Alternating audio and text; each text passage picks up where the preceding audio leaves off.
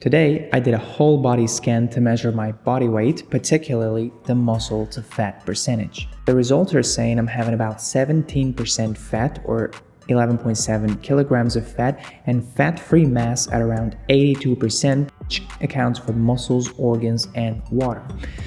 Muscle mass was estimated to be around 53.3 kilograms, which is about 78% of my body mass, which is within the healthy range but still needs improvement.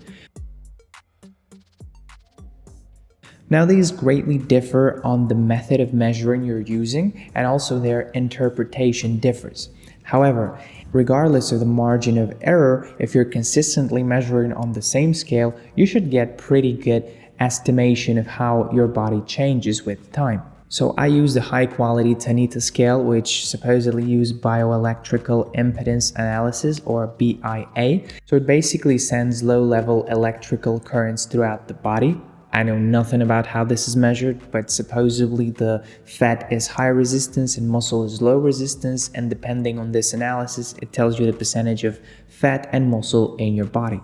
Conclusion is, I need to pack on more muscle mass and I need to lose and shred off a little bit of fat. So I'm setting a mini challenge for myself for the next 5 months. I want to get ideally to about 74 kilograms, primarily through an increase in muscle mass, while reducing fat percentage to about 14 to 15.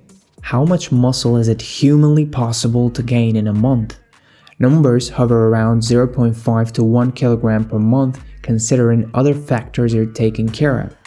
In terms of nutrition, there is a light caloric surplus and enough protein needed. In terms of lifting, progressive overload must take place and volume needs to be high. Optimizing sleep for proper muscle recovery is also key. So that makes my target quite challenging. Adding about 4 kilograms or 8.8 pounds of lean muscle in 5 months while not gaining fat. That's quite tricky. That's why it's a challenge. Looking at the science and norms for body mass index, I'm at a healthy range for my height. However, I kind of would have wanted to be a little bit more towards the right, so towards the more muscular and less fatty frame, not due to aesthetics but primarily for health reasons. At the end of the day, what I'm training for is vitality, longevity, and better daily function, not to be on a stage. So that doesn't really concern me. If we look at longevity experts, athletes, and biohackers with great numbers, they all have a lower ratio of fat to muscle mass than me. While total fat percentage isn't the only thing that's important, having low visceral fat is, which I do, I still think there's quite some work to be done to optimize my body composition to enhance for performance, longevity, and health. While my resources are quite limited, I'm still very young, so I have a ton of energy. And yes, I needed a challenge. Let's hop into the experiment, shall we? Here, I'll just present what my plan for the next 5 months is and how I'm planning to achieve those numbers. I know, this might completely fail, but I felt like I needed a challenge. So here is one. We'll see in the summer.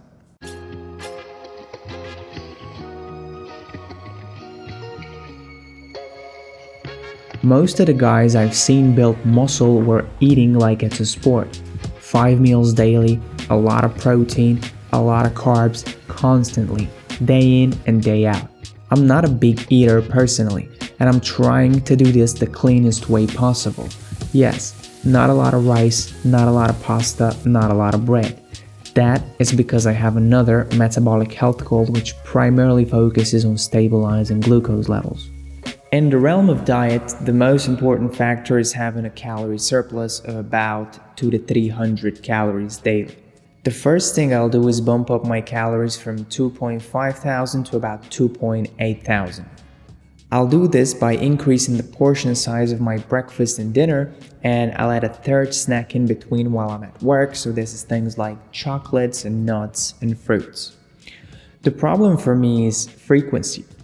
I am used to eating just 2 meals a day for like the last 6 years, and I'm also used to fasting frequently. Now, I'm probably gonna have to drop these two. I'll add a third meal in between, which is kind of like a large 500 to 800 calorie snack, and I'll probably not be able to fast at least not more than 3 times a week due to my work schedule. Also, since I'm used to eating high fat and low carb, to step it up to eating more carbs, not fasting, and also increasing calorie count, it's gonna be quite a challenge for me.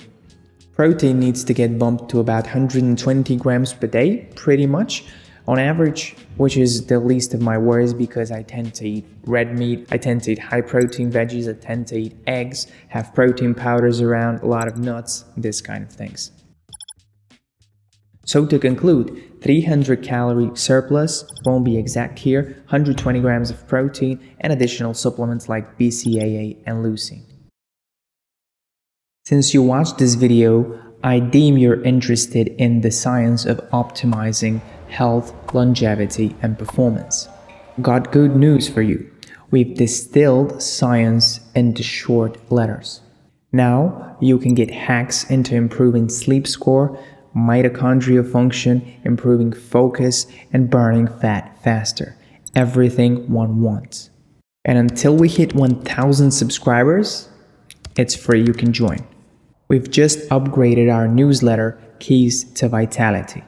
Now you can join more than 500 active readers, getting one key insight to increase energy, improve daily function, and unlock vitality. 4 minutes every Saturday morning.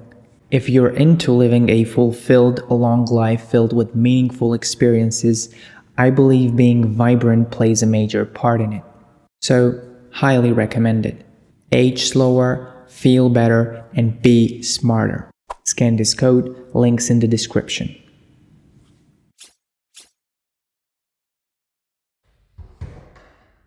Next thing is working out. I need to build momentum with training and get in the zone. I've noticed when I'm consistent, it's easier to train. Momentum is gained and progress is seen, which is utterly motivating. When you get back to that bench press and you can lift a tiny bit more, it feels great. Focusing on the feeling, the confidence, the pump, the testosterone, while it sounds broy, it's not. It's where our primal senses are awakened. Humans need to do something hard. I'm a big fan of compound work, exercises that include multiple joints and activate large muscle mass. This keeps us functional, mobile, and trains our movement. Next thing is exercise. I think I'll have this one dialed in. So, the science says I should hit about 15 sets per muscle group on a weekly basis. Now, if we split the body into upper and lower and then divide that into a frontal and posterior part, then you can have 4 trainings weekly to hit every body part. But if you do the math, it still won't be enough to hit so many sets, even if I train 4 times weekly. Because I'm not gonna train more than 5 times weekly, I included a little shift in the way I train.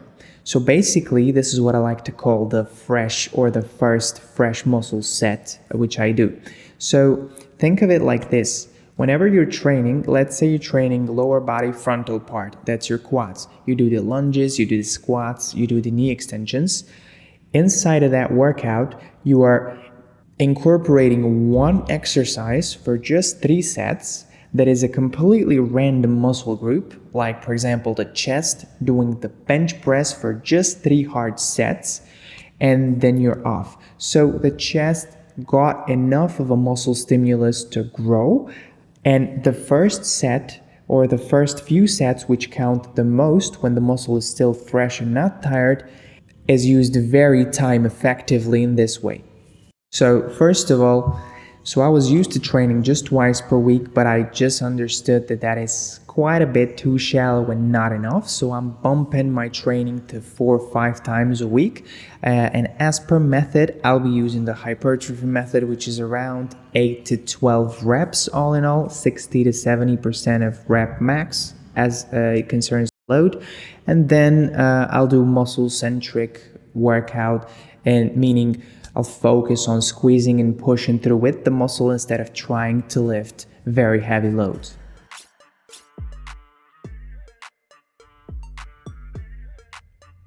Sleep is a critical factor that dictates recovery. It's where growth hormone is released and muscle recovery takes place. To achieve anabolism, one must prioritize rest and digest state.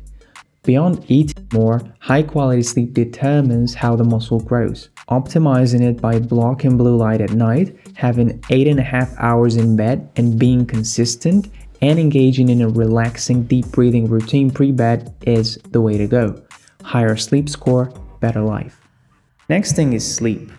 So sleep is one of the things I have dialed in. I'm not pretty sure I get pretty close to 95% on an average basis because I don't. However, I have shifted some of my work schedule and some of my stressors differently so I can manage this pre-sleep time routine better to optimize for higher quality sleep. So compared to last year, I sleep way better, sleep way deeper. I feel I have more energy and I feel generally better. However, there's still a long way to go for me to get to a sleep score consistently above 90-95%. So to dial my sleep, I'll try to push my last meal at least 2.5 hours before bed, challenging because of the way I work. Then I'll try to engage in a pre-sleep routine, which involves deep breathing, stretching, and potentially some self-massage.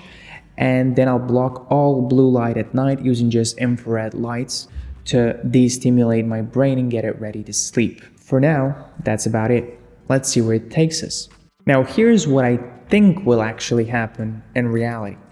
So, I think it would be hard for me to stick to such a caloric surplus over the long run and increase it based on how much my metabolic rate will increase with the increase in metabolic rate just from eating more food, the recomp diet if you're familiar with, and the increase in training volume and walking that I will probably do towards the summer, right? So the one area I'm pretty concerned with is whether I'll be able to keep such a caloric surplus. I believe the training and sleep, I'll have those two dialed in, but as my metabolic rate increases, I don't know if I can follow the increase in calorie count. I believe weight-wise, I'll add 2 to 3 kilograms, but it'll be very difficult to add 5 to 6 kilograms because that's probably where the human limits are if you do everything optimally. In the time frame I'm given, of course. So I think I'll add about 2 to 3 kilograms of lean muscle mass and potentially lose a little bit of fat for around 2 to 3%. Leaving this challenge with a weight around 72-73 kilos, but the most important thing is the improvement in body composition. Although not that much weight is gained, I primarily focus on slightly shifting the ratio of increase in muscle mass while slightly dropping body fat percentage. The goal is to get a little bit right on the spectrum on the measure which I've just shown you towards more muscular and less fatty frame, which is actually my main goal, to optimize my body composition for longevity, performance, and health. Adding muscle is the hard part we'll have to figure out, but hopefully this serves as an inspiration to you as well.